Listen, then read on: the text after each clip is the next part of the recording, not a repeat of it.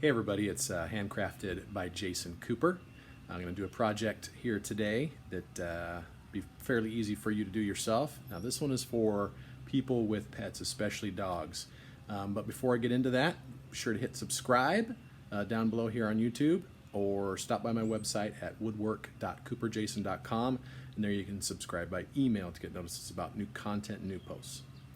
So if you have a dog, especially if you have a big dog, they say it's a lot better if you can get their food and water up a little bit for them so they're not going clear down to the ground to get it. And we have a pretty big dog, so I built something for her last year to make it a little easier, get up to her height, closer to her shoulder height, and so she didn't have to bend down quite so far to eat and drink. So I'm going to show you that here right now. All right, here it is. This is the elevated dog food and water station that I built for our dog last year.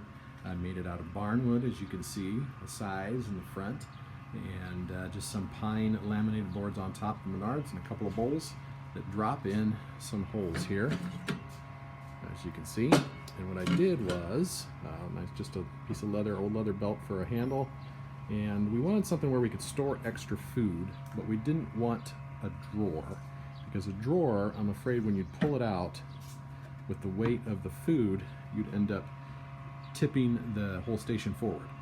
So instead I put a door on the front that opens down so you can slide your dog food container out and do what you need to fill it up and get new food. And this is, I believe it's a 15-quart container. This is a pretty big stand here because we have a big, tall dog. I put this partition in here just to keep some separation between what's going on up here, the food and the water and all that mess, and getting down onto the top of the container and always having a mess there. I'm going to make another one of these for actually my brother and his dog. I'm going to make it just a little bit shorter. I wish I had made mine just a little bit shorter, but we love the fact that it keeps everything contained. We can have this in our kitchen with all the extra food, and it looks nice. This is barnwood from the farm back in Iowa, and I've sprayed everything with a clear coat of polyurethane to kind of protect it and keep it somewhat clean. All right, so here I've got the basic materials that I'm going to need for this second one. I've got a piece of laminated pine I just picked up at Menards for the top. I've got the barnwood for the sides and the front, although I've got a couple extra pieces around here too. I'll probably need a little bit more. And then of course the bowls, and I had to get bowls that had a nice lip on them so you could drop them in the hole and they'd support themselves. But those are real cheap at Walmart or Amazon or whatever, a couple bucks a piece. The tote was, I think, $3 maybe. I had the barnwood on hand for my father-in-law and had to spend maybe, I don't know, it was $8 on the top.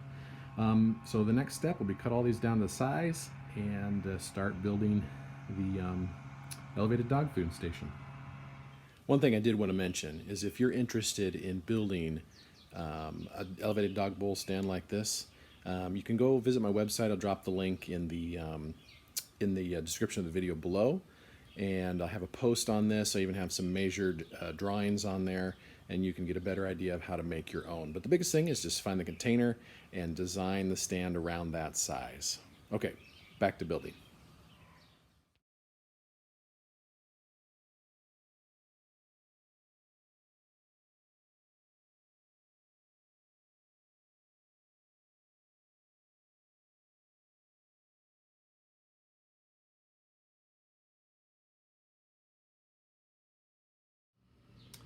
All right, so I've got my barn board cut. As you can see, I've got the two side pieces. This will be the front edge here and here. Those will be opposing sides, flipped the opposite way. And these barn boards are just shy of 12 inches from side to side, which is a little uncommon. Normally you get a board that says 12 inches and it's actually 11.5. But these are old barn sidings, so obviously they were sized a little bit differently. A little rough on the edges, but that's good. That's just that rustic look that people like. For the front panel on the door, like that, gotta glue up some pieces. So I've cut them to size with the red, down right now. I'm going to use some biscuits and glue, and these eventually get a support piece across the top and the bottom here too, because this barnwood is old, it's brittle, it's just not something you're going to trust simply to glue. So I'm going to go ahead and get that glued up. I'm going to have to cut the top, start putting this stuff together, the shelves. Actually, will probably be next. We'll cut the shelf pieces so I can start assembling this thing, and it won't take too much longer.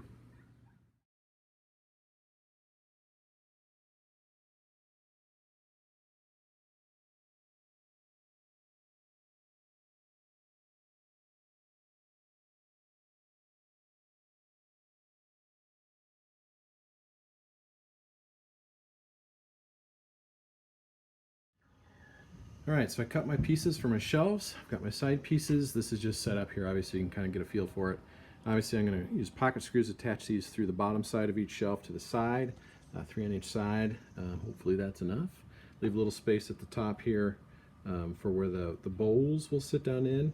And this I'm going to bring basically just about an inch off the bottom, off the floor, so it can sit flat there and have room for the front door to kind of hinge downward and still cover up that front edge. So still some work to do. Got to cut a top, got to cut the holes in the top, got to put this all together. So now I'm going to cut the top out of the blank and lay out my holes and cut those. So I've got my piece of laminated pine here. I'm going to get this all set up. Nice thing is because I have one, I just have to rip it to my size, and then I can use the existing one to trace the circles for the holes for the bowls, because I'm using the exact same size. Otherwise, you just need to measure, you know, reasonably that distance, so you still got a little bit of a lip to catch there, and then just cut it out with a jigsaw. So that's the next step.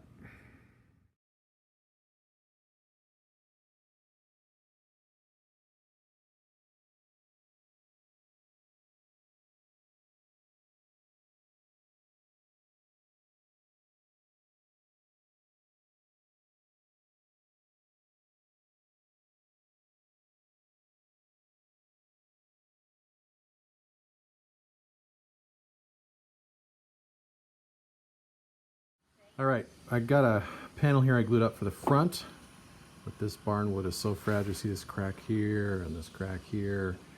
They're very fragile. I'm going to have to reinforce it on the back side with some cross pieces, which I intended to do all along, but I'm going to have to do it sooner rather than later before I can do much more with this piece. So I've got some offcuts of poplar from another project. It's about 1/2 inch thick, 3/4 inch wide. Screw those to the back side of this puppy and hopefully stabilize it a little bit better so I can work with it to get it down to the size that I actually need. It should be fun.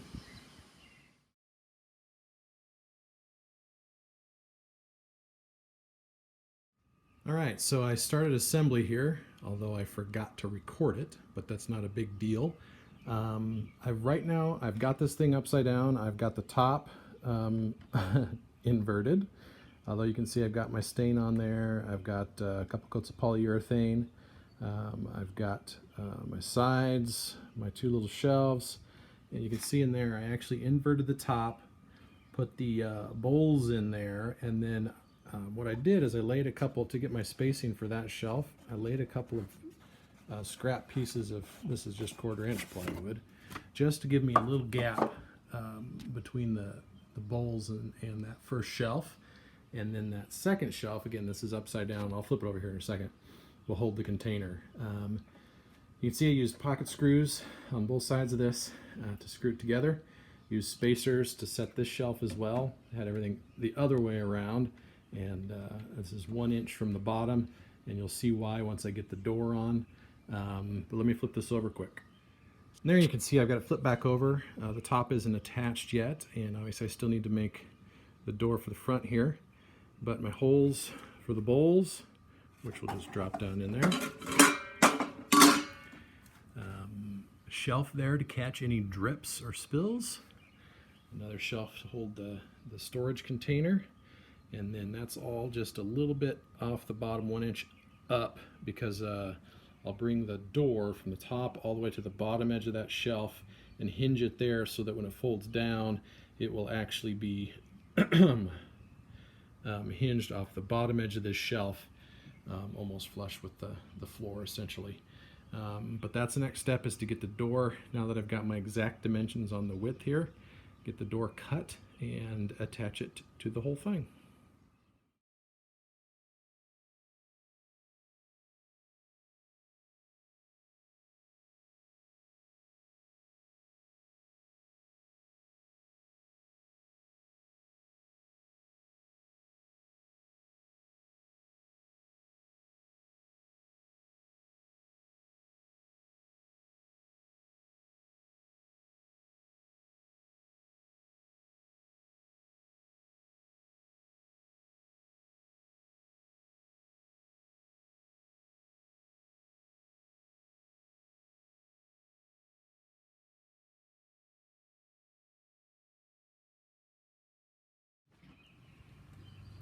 Right, before I show you the finished product, I need to make sure I show you how I attach the top here. You can see I've got 4 blocks, two here towards the back edge, and then 2, if you can see in there, along the front edge. And they are screwed down to the top, obviously from underneath, with a couple of screws, and then there is a single hole here, a little hard to see in the shadow there, but that has a screw that goes, yeah, there you can see it better, into the side to hold the top on.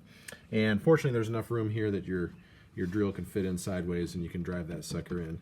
Again, just kind of put it on its top and do that, put it together that way, and get that top attached.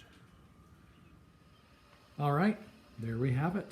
I've got the door cut and on. I've got a handle. I use an old piece of leather belt, a couple of screws for a rustic look. I've got my braces on the back side to hold this wood in place. That initial one I had, I put there just to hold it until I could get it lined up where I wanted it to be, and then I added those other 2 and took the other one off.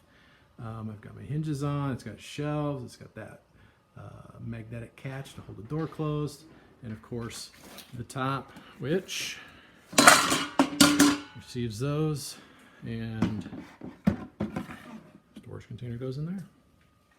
Close the whole thing up, and the dog is happy. Thanks for watching this video on building the elevated dog bowl station. Be sure to check out some of my other videos and subscribe below. And again, stop by my website at woodwork.cooperjason.com, and if you subscribe for the email newsletter, you can get a free set of plans there. Until next time, see ya.